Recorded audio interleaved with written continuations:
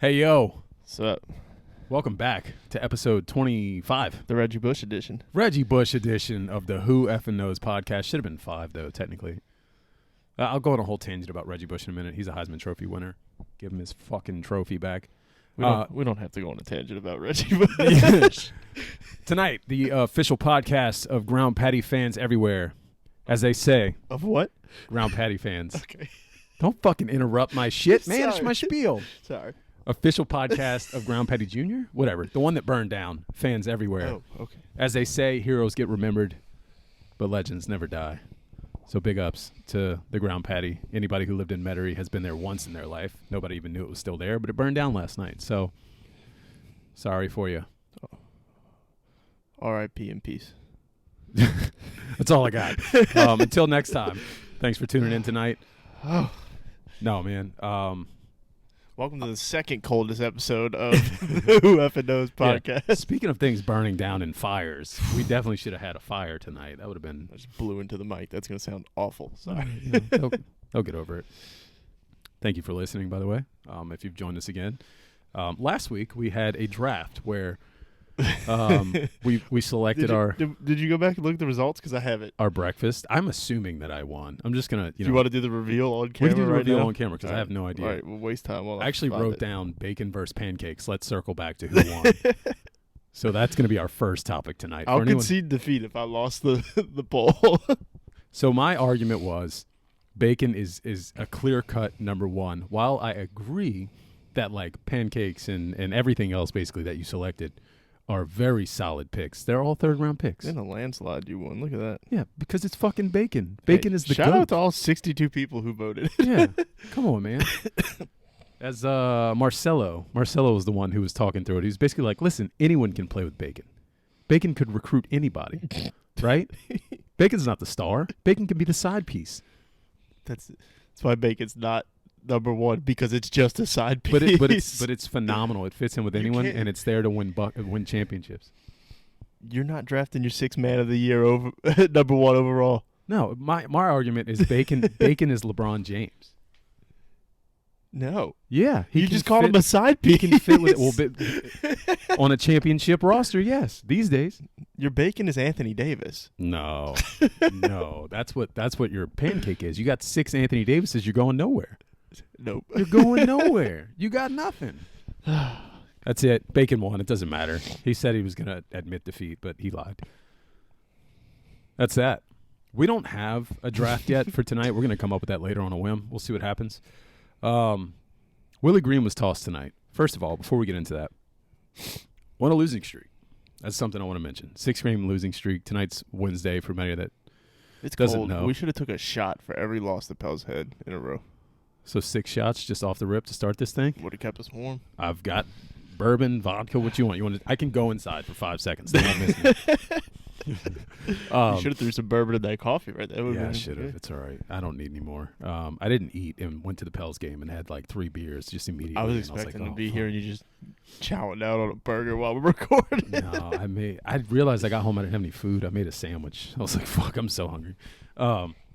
Anyways, the Pels are not looking good. I mean, obviously we have injuries. Brandon Ingram came back tonight, but we did lose our 6th in a row, which is tough, man. Ingram looked like he was on a pitch count. I'm at the game. I didn't get to hear, what was actually happening or why he wasn't playing as much as I thought he would. Hey, but I get it. Just minutes restriction. That's all it was. I assumed.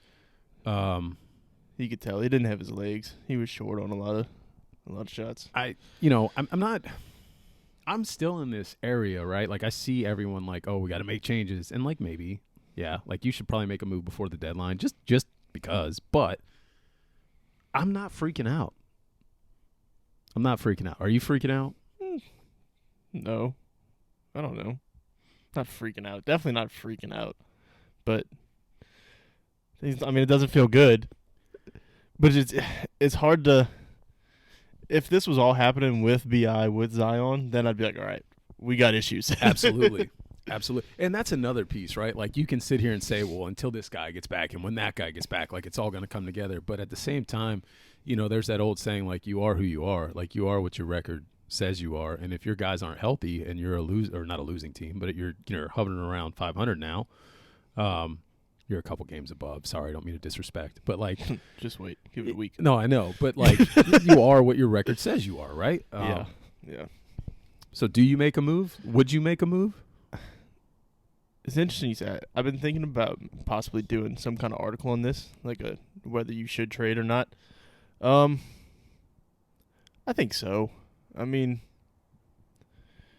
I look at it as you have to operate under the impression you're not going to have – at this point, you almost have to operate as if there's going to come a point where you don't have B.I. and Zion again or B.I. or Zion again. Like, that's how I'm looking at it because, I mean, like I'm not trying to hate on them or nothing like that. It's just history speaks for itself, you know. They're pretty fragile guys, and I don't know about you, but I'm about over CJ trying to run this team. So, yeah, so they need another guy that can create his own shot either when they're out or when they're just can't get things going. Because you saw it when Zion wasn't hurt. If he was struggling, like sometimes there's just nobody else that could create a shot. Like if CJ's just CJ can always create his shot.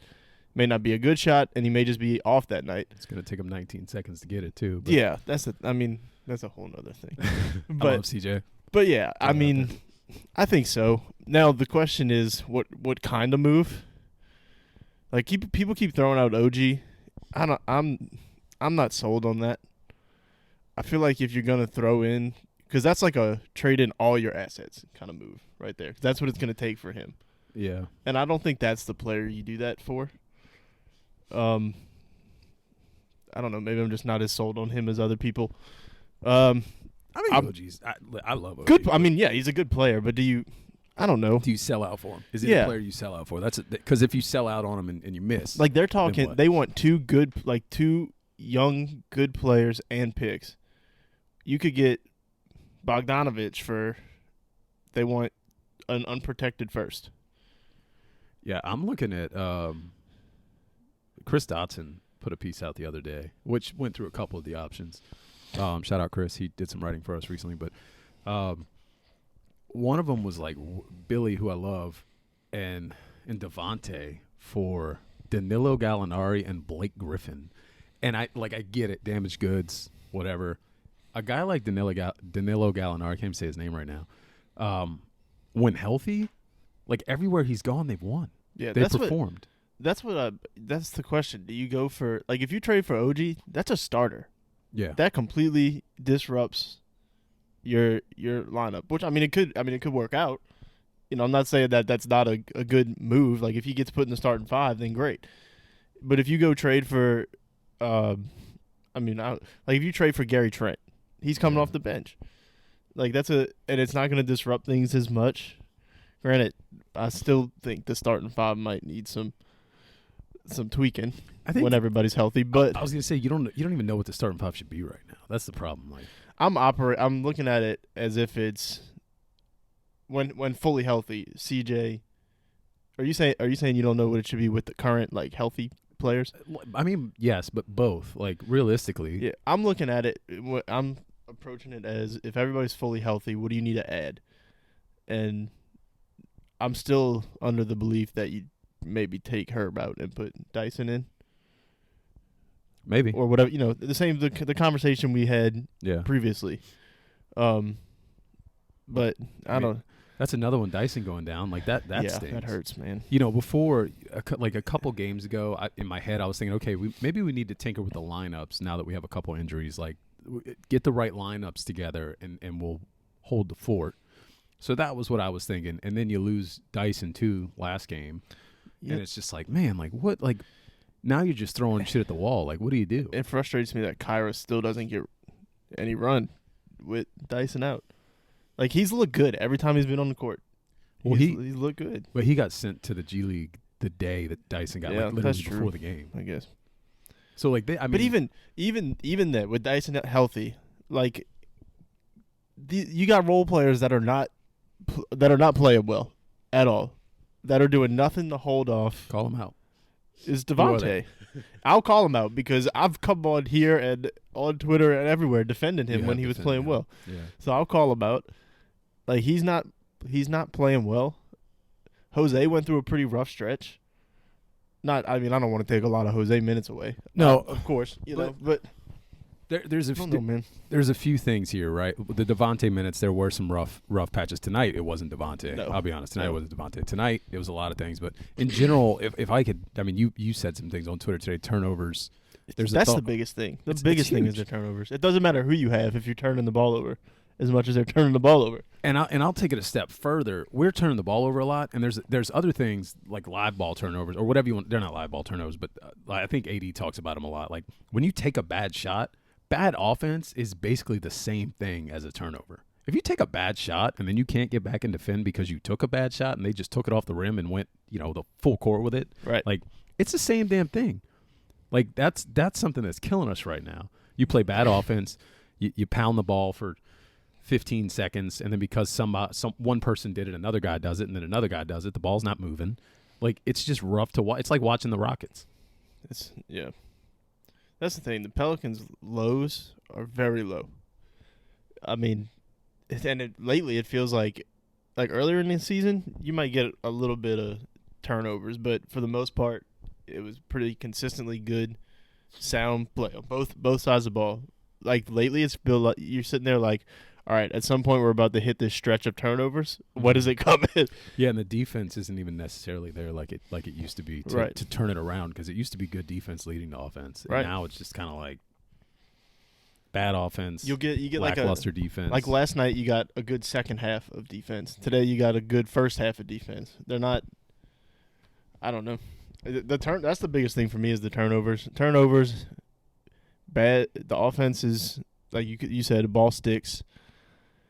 If you're forcing bad shots, and I don't know, but I mean, I'm all right.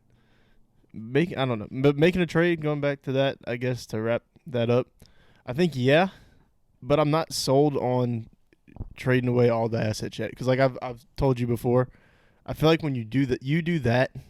When you feel like you're right there. Yeah, and do you not feel like we're right there? I don't know. It's hard to tell. I mean, we were the 1 seed when everybody was healthy. I was gonna say I don't.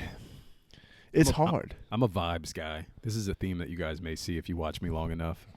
People in my life make fun of me because I'm all about the vibes. The vibes are off right now.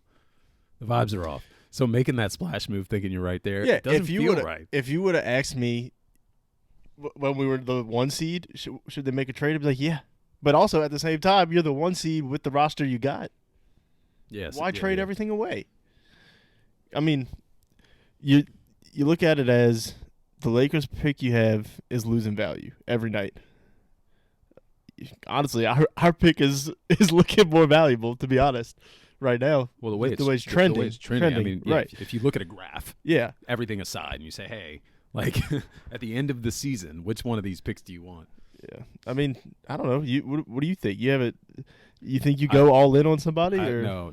I actually don't. I don't think you go all in. Well, it depends what all in means, right? Like, I'm not trying to trade guys like Dyson or no. Like what does all in mean? Like sending all our picks?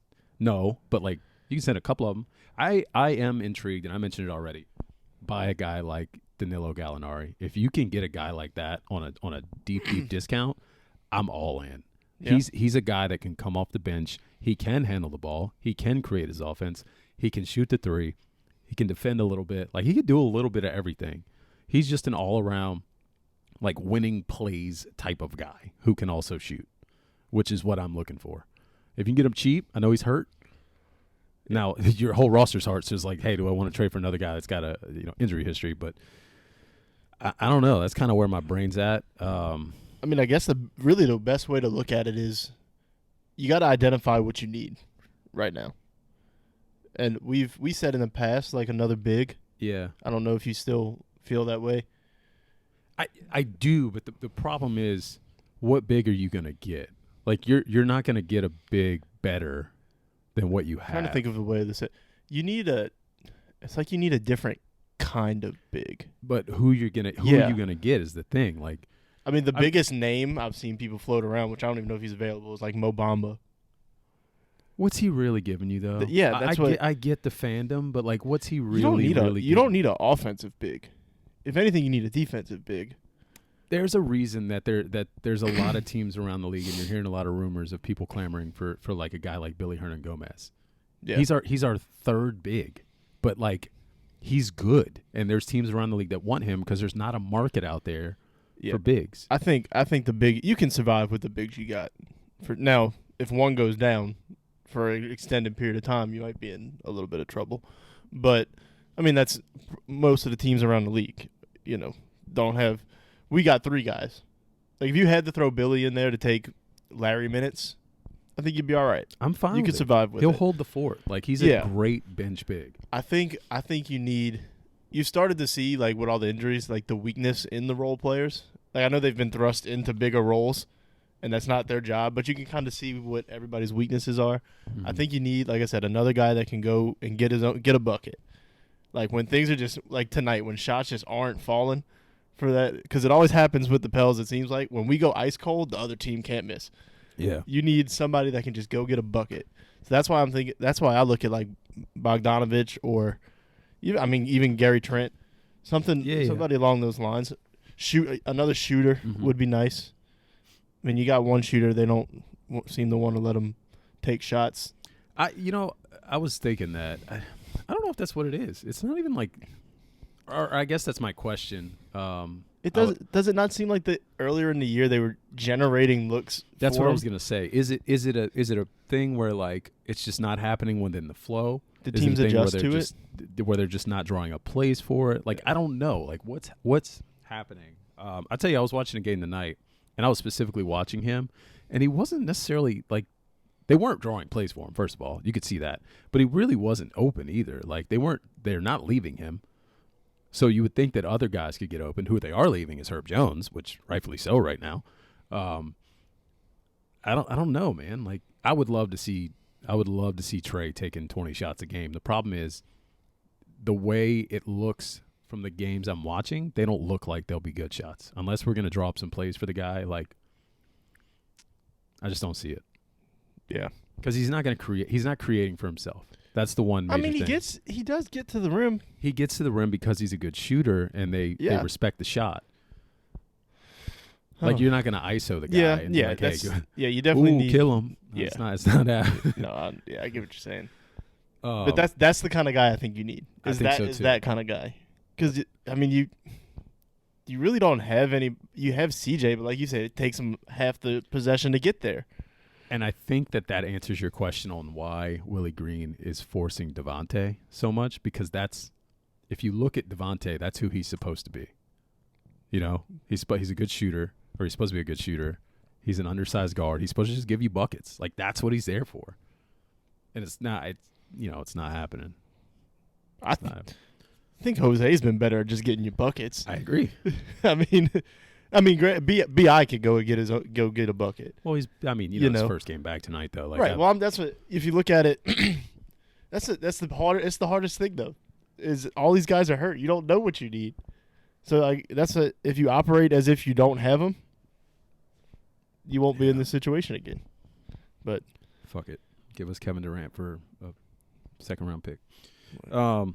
Willie Green got tossed tonight. I mentioned that earlier. Do you think he's just fed up, frustrated? It's his first career ejection, period. Never got ejected as a player, never been ejected as a coach. First career ejection. I saw somebody on Twitter point out that he still didn't curse when he got ejected. AD pointed that out, too. He said, bull crap. Yeah. I was like, good for you, man. I respect the hell out of you. Yeah. I think he's got to – if we feel as frustrated with the refs at home, he's feeling it. Yeah. Because it's been all year, and I don't want to sit here and blame refs. Like I'm not blaming games on refs. Like granted, the other night with the 5 count was that would have been the one that got me tossed. Yeah, yeah, that was ridiculous. It does feel like it's just something that it boiled over for games and games and games. Like is there and maybe even be like a history with this specific ref? Maybe I'm not somebody that pays attention to the. I know there's people that do that know when this ref is playing. Like I know AD pointed out, I saw the replay of it. AD pointed out that this particular call tonight, Jose had done something to the ref like 2 possessions before where like the ref felt some type of way about it. Probably held on to that. Yeah. Probably where that call came from, which the call is a terrible call. But going back to refs in general, I don't really necessarily blame refs. I believe that you play the game that's in front of you. I think refs just suck in general. Like in general, league-wide, go look at the refs. Watch any game. You'll question a bunch of calls. It's not just the Pelicans in the NFL. It's not just the Saints, guys. Like the refs just suck. Like humans make poor judgment calls. They see things that aren't actually there. Like people just make bad calls. Yeah. No, the only thing I've really gotten on refs about this year is when Zion plays is the lack of calls. For sure. But we're never gonna get those, so you kind of just have to live with it. Like, because I somewhat get that in a way, because if they called a foul every time he was fouled, it'd be every possession. And I get, like, they're not going to do that. You almost can't do that, you know? but, yeah, I don't know, man.